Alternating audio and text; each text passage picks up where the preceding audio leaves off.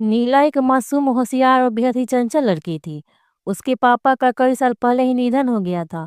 तब से उसकी माँ रिद्धि अपने जेठ यानी नीला के ताऊजी के घर में रहने लगी थी। गांव का माहौल बेहद ही पारंपरिक था और उस पर ताऊजी की पत्नी नीला की बड़ी मम्मी जो हर बात में उसे ताने देने से नहीं चूकती थी। नीला को डांस से बेहद लगाव था।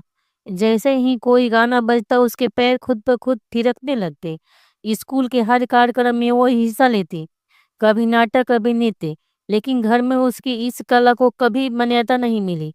बड़ी मम्मी हमेशा कहती, इन नाच गानों से कुछ नहीं होता। लड़कियों को घर का काम सीखना चाहिए। नचनिया बनकर इज्जत नहीं मिलती, बदनामी मिलती है।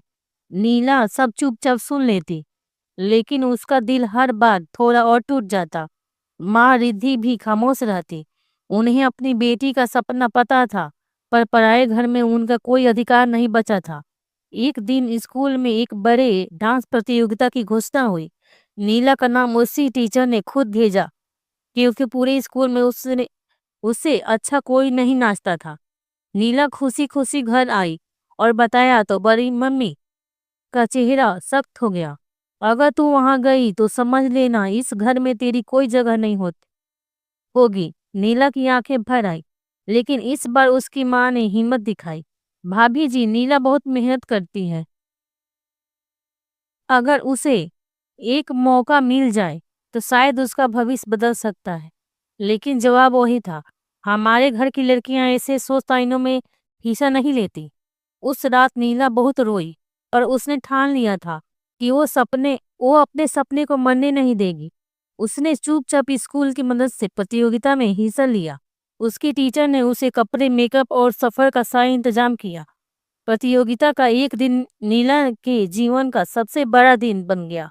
उसने अपने दिल और जान से डांस किया। उसकी प्रस्तुति इतनी शानदार थी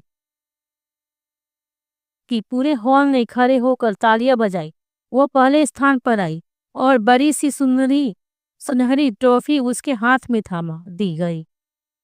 उस क्षण उसकी आंखें भर आई, हाथ कांप रहे थे, पर दिल गर्व से गूंज रहा था। ट्रॉफी लेकर जब वो घर लौटी तो उसकी आंखों में सपनों की चमक थी। उसने माँ को पुकारा, माँ देखो मैं जीत गई। रिद्धि खुशी से रो पड़ी और बेटी को गले लगा लिया। तूने मेरा सिर ऊंचा कर दिया नीला, आज और तेरे पापा होते तो कितना गर्व होता उन्हें। लेकिन तभी एक भारी आवाज गूंजी, क्या तमाशा लगा रखा है। बड़ी मम्मी दरवाजे पर खड़ी थी। उन्होंने नीला के हाथ से ट्रॉफी छीनकर जोर से जमीन पर दे मारी। ट्रॉफी को ट्रॉफी दो टुकड़ों में टूट गई। नीला चीख पड़ी, नहीं मेरी ट्रॉफी। बड़ी मम्मी गुस्से में चिल्लाई, बहुत उछलने लगी है तू।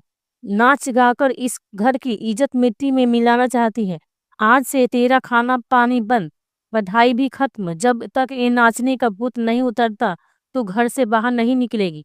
नीला जमीन पर बैठकर रोती टूटी टॉफी को जोड़ने की नाकाम कोशिश करने लगी। उसकी उंगलियों में छीलन आ गई, लेकिन वो बार बार दो टुकड़े जोड़ने की कोशिश करती रही। रिद्धि की आंखें में आंसू थे, पर इस बार उसकी आवाज में हिम्मत थी। भाभी जी, आप ऐसा कैसे कर सकती हैं? नीला ने कुछ गलत नहीं किया। उसने मेहनत की और उसका फल पाया। यह कोई गुनाह नहीं है। बड़ी मम्मी बोली, रिद्धि, ये मत भूलो कि तुम और तुम्हारी बेटी मेरे घर में हो। मेरे नियम चलेंगे और ये लड़की तो अब हद ही पार कर रही है। नीला अभी कुछ समझ ही नहीं पाई थी कि बड़ी मम्मी ने उसे अचानक जोर से पकड़कर कमरे में धकेल दिया। कमरे का दरवाजा जोर से बंद किया और बाहर से कुंडी लगाते हुए गुस्से में चिल्लाई, बहुत उड़ने लगी है ना तू। अब ये दरवाजा तब तक नहीं खुलेगा जब तक तू शादी के लिए हाँ नहीं करेगी, और अगर जीत पर अड़ी रही तो याद रख, तुम दोनों माँ बेटी को इस घर से धक्के मार कर बाहर निकाल दूं। समझी? नीला अंदर फुट फुट कर रो रही थी। दरवाजे से पीठ टिकाई जमीन पर बैठ गई, घुटनों में मुंह छुपाए हुए। उसके आंसू रुकने का नाम नहीं ले रहे थे। उधर रिद्धि दरवाजे के पास आकर गिड़गिड़ाने लगी, दीदी ये क्या कर रही है आप? बच्ची है, जरा सोचने का वक्त तो दीजिए, मत कीजिए ऐसा। लेकिन बड़ी मम्मी ने एक न सुनी, बस ठंडी आवाज में इतना कहा, बहुत दिन हो गए सिर पर बैठा कर रखा। अब जो कह रही हूँ वही करना होगा, नहीं तो दोनों को रास्ता नापना पड़ेगा। कमरे की एक खिड़की से हल्की सी रोशनी आ रही थी। नीला जमीन पर बैठी थी, सिर घुटनों में छुपाया हुआ, आंखें सूजी हुई, होठ कांपते हुए।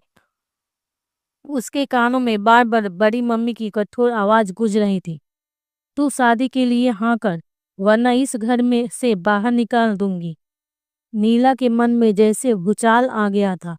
क्या एक लड़की का सपना देखना गुनाह है? क्या पापा के मरने के बाद हमारा कोई नहीं बचा? उधर दरवाजे के उस पार रिद्धि फुट फुट कर रो रही थी। उसने दरवाजे पर धीरे धीरे थपकी दी। नीला बेटा, दरवाजा खोलना। देख मेरी जान, रो मत, मैं हूं न तेरे साथ। नीला की सिसकियों के बीच उसकी टूटी आवाज आई, माँ क्या सच में हम इस घर के लिए बोझ हैं? रिद्धि को जैसे किसी ने दिल में चाकू घोंप दिया हो। वो कुछ बोल न सकी। उसके पास कोई जवाब नहीं था, बस आंखों से आंसू बह रहे थे। अगले ही दिन दोपहर के समय घर में हलचल थी। नीला की बड़ी मम्मी ने पूरे घर को सजाया था। रिद्धि की आंखें सूजी हुई थी, लेकिन चेहरे पर मजबूती भरी मुस्कान थी। नीला को हल्दी रंग की साड़ी पहनाई गई थी, बालों में चमेली के फूल लगाए गए थे। उसके चेहरे पर भले ही हल्का मेकअप था, लेकिन आंखें अंदर से बुझी हुई थी। वो बिना कुछ बोले चाय की ट्रे लेकर कमरे में आई। जैसे ही नीला कमरे में दाखिल हुई, सबकी निगाहें उस पर टिक गई। बिल्कुल लक्ष्मी जैसी लग रही है, किसी महिला की आवाज आई। नीला ने हल्की सी मुस्कान जरूर दी, लेकिन उसकी आंखें कुछ और ही कह रही थी। वहां बैठे उस लड़के यानी उसके संभावित पति ने नीला को ध्यान से देखा। वो उसे पहली नजर में ही पसंद कर बैठा। सादगी है इसमें, और कुछ तो अलग है, उसने मन ही मन सोचा। लेकिन तभी एक सख्त आवाज आई, बहू बनने लायक है या नहीं ये तो हम जानेंगे। यह आवाज थी लड़की की माँ की, यानी नीला की संभावित सास। साड़ी में शक्ति लपेटे वो औरत एक एक बात को परख रही थी, चाल ढाल, बोलने की तरीका, और सबसे ज्यादा नीला की चुप्पी। इतनी चुप क्यों है, बोलती नहीं क्या? सास ने नीला की ओर देखते हुए पूछा। नीला ने धीरे से सिर झुका लिया। बड़ी मम्मी ने तुरंत बात संभाली, अरे ऐसे ही शर्मीली है, लेकिन घर का हर काम आता है, और संस्कार तो पूछिए मत। सास की नजर अभी भी नीला के चेहरे पर टिकी थी, जैसे उसके भीतर झांक रही हो। जब मेहमान चले गए, नीला ने साड़ी उतारी और खिड़की के पास आकर आसमान की वो देखा, और उसके मन में कुछ सवाल गूंज रहे थे। अगर मेरी शादी से सबको खुशी मिलती है तो मैं शादी करने को तैयार हूँ, बस मेरी माँ को अब और दुख ना झेलना पड़े मेरे कारण। नीला ने मन ही मन ये फैसला किया और चुपचाप सबकी बात मान ली। शादी का दिन भी आ गया। नीला ने लाल जोड़े में सजकर चुपचाप सभी रस्में निभाई। चेहरे पर मुस्कान थी, पर आंखों में झलकती पीड़ा भी। शादी संपन्न हुई और फिर विदाई का समय आया। बड़ी मम्मी को तो जैसे जल्दी ही थी नीला को घर से विदा करने की। वो तीखे लहजे में बोली, जल्दी कर, ये रस्म पूरी कर और चलती बन। लेकिन याद रख, आज के बाद तू अपनी माँ का मुंह नहीं देखेगी। जो मिलना है अभी मिल ले, आखिरी बार। नीला कांपते कदमों से अपनी माँ के पास पहुंची। माँ की आंखों से आंसुओं की धार बह रही थी। माँ ने नीला को सीने से लगाते हुए कहा, बेटा अपना ध्यान रखना और अपने ससुराल वालों की बात मानना, पर तू भी जानती है तेरे सिवा मेरे कोई नहीं है। नीला ने भी खुद को रोकते हुए धीरे से कहा, हाँ माँ, आप भी अपना ख्याल रखना। मैं जहाँ रहूंगी आप हमेशा मेरे दिल में होगी। इतना कह ही रही थी कि बड़ी मम्मी ने झुलसकर कहा, बस बहुत हुआ, मैं ड्रामा चल, अब रस्म निकल जा रहा है। नीला ने एक आखिरी बार माँ को देखा, फिर आंसू पोंछकर अपने नए जीवन की ओर बढ़ चली। अगर मेरी कहानी ने आपके दिल को छू लिया हो तो कृपया मेरी कहानी एसटी वॉइस चैनल को सब्सक्राइब करें, वीडियो को लाइक करें और बेल आइकन दबाना ना भूलें, ताकि मेरी अगली कहानी भी सीधे आप तक पहुंचे। आपका साथ ही मेरा ताकत है। धन्यवाद।